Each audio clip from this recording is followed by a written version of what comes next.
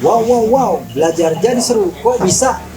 Bisa dong. Oke guys, hari ini kita wawancarai Bang Pilar Saga, calon wali kota Tangerang Selatan. Nah, nanti kita simak, kita tanya-tanya tentang program pendidikan di wilayah Tangerang Selatan. Jika beliau nanti akan memimpin wilayah. Teman-teman, sobat pintar semuanya, kali ini kita berjumpa lagi dengan Revolusi Belajar. Kali ini kita berbincang-bincang dengan Bang Pilar Saga sebagai calon wali kota Tangerang Selatan dan Bapak Haji Benyamin. Oke Bu Pilar, kami dari Revolusi Belajar di sini kebetulan kita punya komunitas di sini memerhati pendidikan. Kita tahu sendiri bahwa pendidikan kondisi saat ini sangat memprihatinkan. Bagaimana kalau dari dengan kondisi pandemi pada saat ini yang berdampak sangat besar bagi pendidikan sendiri, mungkin ada tanggapan atau pendapat? Ya, tentu saja izin saya buka masker. Ya, tentu saja pendidikan adalah hal yang utama, yang mutlak buat masyarakat Tangerang Selatan.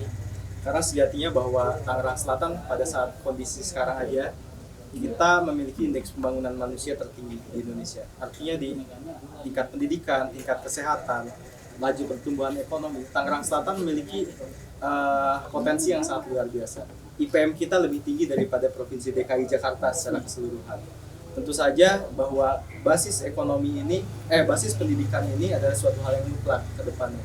Saat ini masyarakat Tangsel rata-rata pendidikannya adalah di usia di kelas 3 SMA, di umur 9 tahun. Yang artinya ke depan kita dorong untuk bagaimana 12 tahun ya, maaf, di 12 tahun.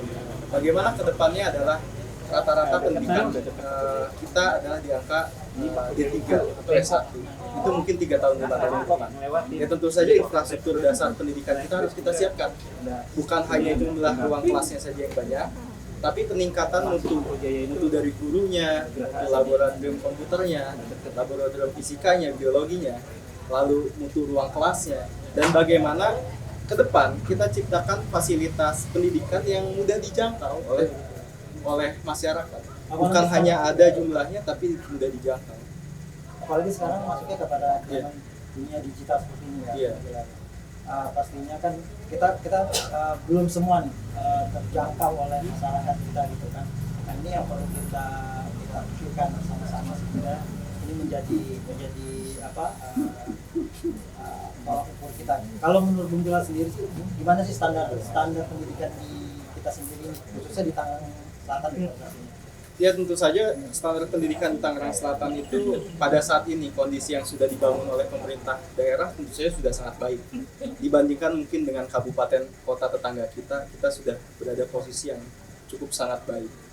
Namun ke depan adalah kita pikirkan juga bagaimana infrastruktur masalah ya. Sekarang mungkin di era digital ini kita dalam kondisi COVID-19 adalah memikirkan bagaimana masyarakat memiliki sarana, mereka memiliki alat untuk mereka bisa sekolah. Nah itu yang kita pikirkan ke depan. Lalu juga bagaimana program internet gratis buat masyarakat yang membutuhkan. Itu adalah salah satu program utama. Ya, dan juga bagaimana ke depannya masyarakat Tangsel itu memiliki program beasiswa. Ya, kemarin infrastruktur dasar sudah hampir selesai di zaman Bu Hairin dan Pak Benyamin. Bagaimana ke depan adalah pembangunan Tangsel adalah pembangunan pendidikannya, SDM-nya. Kita sekolahkan mereka, anak-anak yang berprestasi lulus SMA ya kita sekolahkan untuk mereka bisa melanjutkan ke perguruan tinggi yang ada di Indonesia.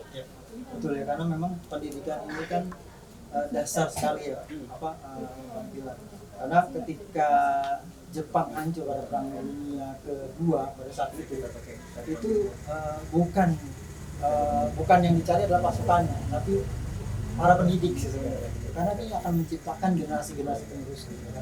Nah, ada harapan apa nih Bang Pilar 5 tahun ke depan? Seperti apa sih yang diharapkan Bang Pilar untuk dunia pendidikan supaya kita bisa bersaing dengan bangsa lain? Ya, tentu target kita ke depan adalah rata-rata pendidikan kita 3 tahun 5 tahun ke depan itu minimal adalah dia di usia pendidikan 15 tahun. Mungkin minimal D3 ya kita sebutnya. Jadi itu yang kita targetkan. Atau kalau lebih baik lagi kita bisa masuk ke S1. Itu target kami. Dan tentu saja infrastruktur pendidikan yang harus kita persiapkan. Bagaimana pemerintah kota bisa menyediakan akses yang penting kan. Akses karena kita kan pemerintah kota itu sifatnya manajerial. Bagaimana menciptakan akses pendidikan itu mudah dan murah terjangkau oleh masyarakat, tapi berkualitas. Yang paling inti adalah seperti itu. Terima kasih Ya, atas waktunya dan berbincang dengan Revolusi Belajar sebentar. Banyak manfaat yang kita dapatkan. Terima kasih atas waktunya, Bung Ya, Bor. terima kasih. Sampai jumpa lagi.